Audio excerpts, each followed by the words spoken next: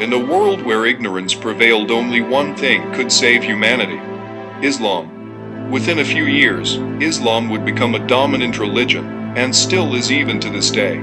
Islam first started with a few followers but quickly expanded due to conquests by the Rashidun Caliphate and other caliphates who followed, along with the increased commerce via land and sea.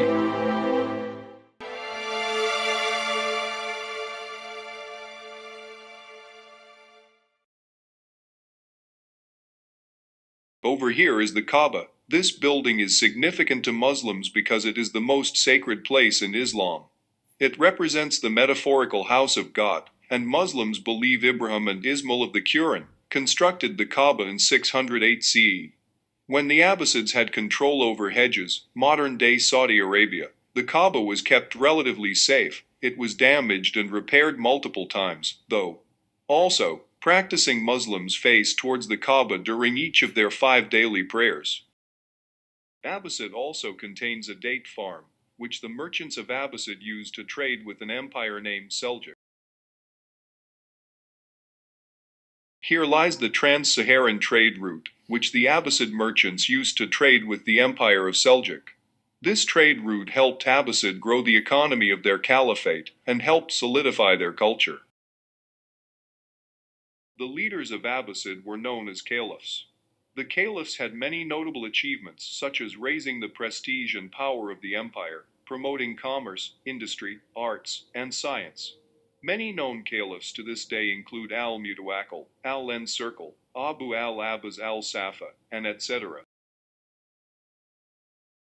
The social structure of Abbasid included the caliph and his family at the top. The professionals, such as artisans, doctors, and architects, were one level below the caliph. The dhimmis were right below the professionals. The slaves were one hierarchical level below the dhimmis. And finally, the women were at the bottom of the social hierarchy. With Abbasid caliphs didn't enforce much when it came to law until Muhammad came. The Quran was the primary source Muslims used to govern their lives, but it didn't say too much about the law. When Muhammad became caliph, he made the law clearer to people. Also, Abbasid caliphs followed the rulings qadis had for court cases.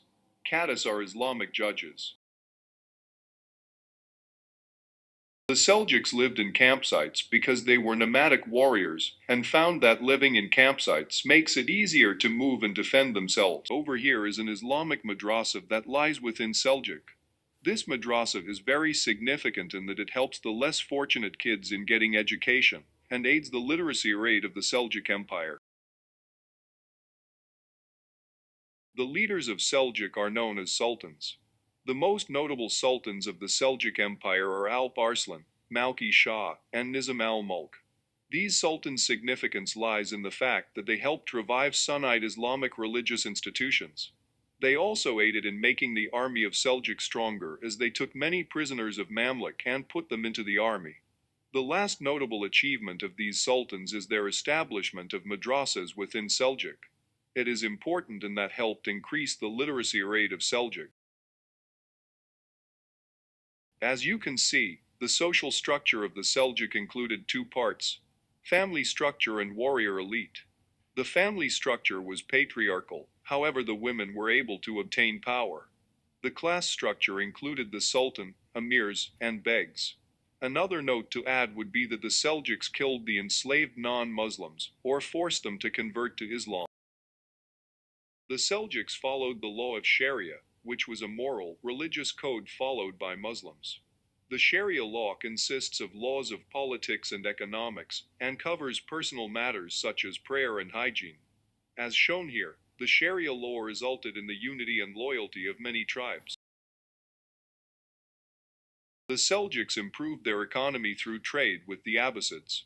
They also were the middlemen of many slave trade within the Black Sea route and trans-Saharan trade route. Over here we have the legendary empire of Mali. Mali was an empire with the gift of wealth such as gold and Islam. Just like many other empires, Mali was impacted by the rapid spread of Islam, although unlike most other empires, there was a blend of Islam and local African culture. Mali was very wealthy due to gold, and the richest man in history, known as Mansa Musa, was from Mali. Famous traveler Ibn Battuta, a famous Moroccan explorer, visited Mali and praised how people made sure to pray 5 times a day following Islamic rituals. With such a rich culture, it's no surprise that Mali is one of the most famous empires in history. The Songhai had many Islamic architectural influences, such as the dome. The dome expresses the deep connection the people of Songhai had to the religion of Islam. One of the notable leaders of Songhai is Askia Muhammad. He created many laws and rules that created peace within Songhai and increased the practice of Islam. The social structure of Songhai consisted of king, free commoners, artisans, and slaves. Over here we have architecture made during the rule of Burji Mamluks. The term Burji Mamluk means Burji leader who is of slave origin. The Mamluk Sultan, Al-Nasir Muhammad, had a mosque built in 1318 in his name. This mosque, the Al-Nasir Muhammad Mosque, was built into a citadel area after Al-Nasir Muhammad gained power and then support from the people. It was made as a place of worship for the ruler and members of the armed forces. Al-Nasir Muhammad made this mosque for his own use as well as use for his soldiers. In 1335, it was renovated to make it even bigger. It's important because after Al-Nasir's time, it became a place to pray for future rulers and future soldiers.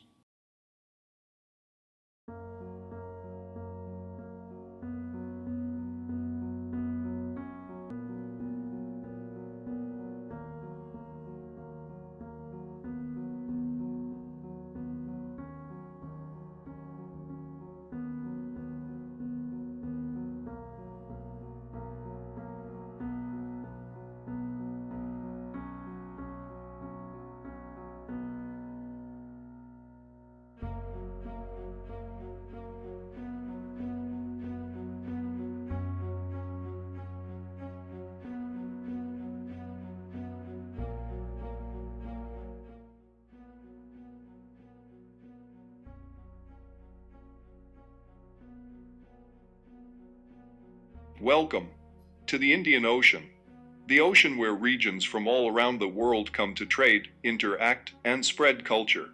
One of the more important regions that trade on this ocean is the Delhi Sultanate.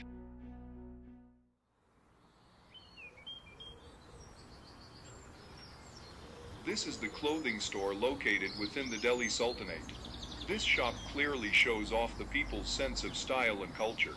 When looking at the clothes, it can be confirmed that the people are very modest and civilized because their clothes are very strict and covers their whole body.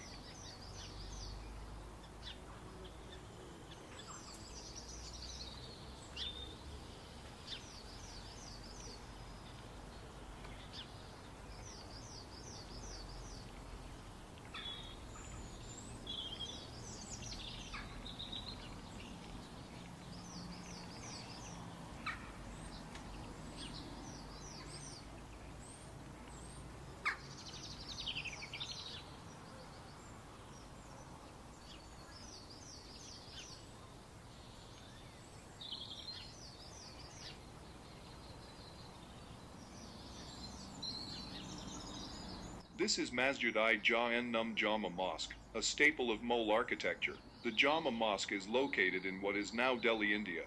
It started construction in 1650 and finished in 1656. It withstood the test of time during the revolt of 1857 and still is used as a mosque today. It is similar to the Badshahi Mosque in what is now Lahore, Pakistan, which was built by Emperor Shah Jahan's son. Originally a church in the Byzantine Empire, it was later converted to a mosque after the fall of Constantinople in 1453. During this time, the Christian art was covered up and replaced with Islamic calligraphy. After Turkey gained its independence, it was converted into a museum as the president believed more in secularism. The current Turkish president expressed interest in turning it back to a mosque, and in July 2020, it became available to the public as a mosque.